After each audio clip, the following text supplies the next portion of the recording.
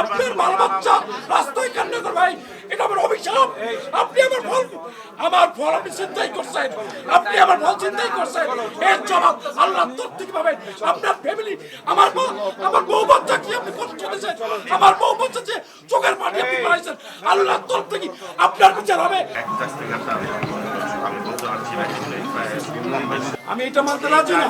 আপনি আমাকে বলেন কয়দিন লাগবে, আমি 2 ধরে রাস্তায় হাঁটবো ভাই, আমি আন্দোলনও করবো, আপনার এখনো চালাবো, আমি কিন্তু আইনের মাধ্যমে হাঁটবো।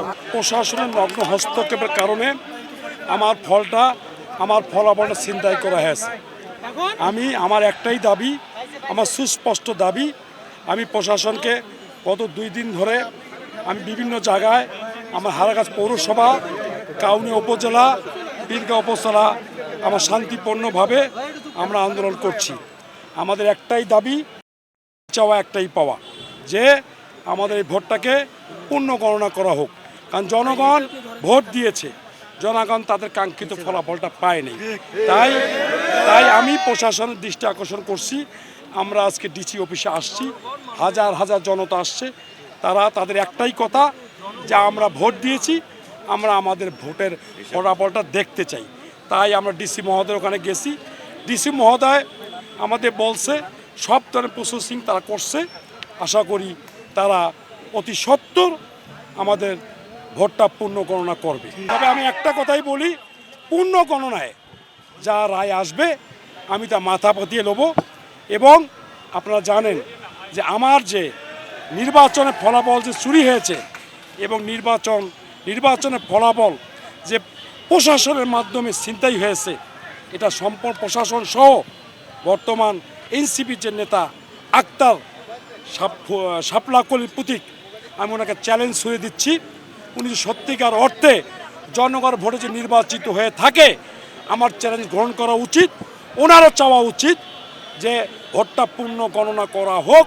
পূর্ণ গণনা করে যদি আক্তার সাহেব এমপি নির্বাচিত হয়, আমি ওনাকে ফুলের মালা দিয়ে বরণ করে নেব।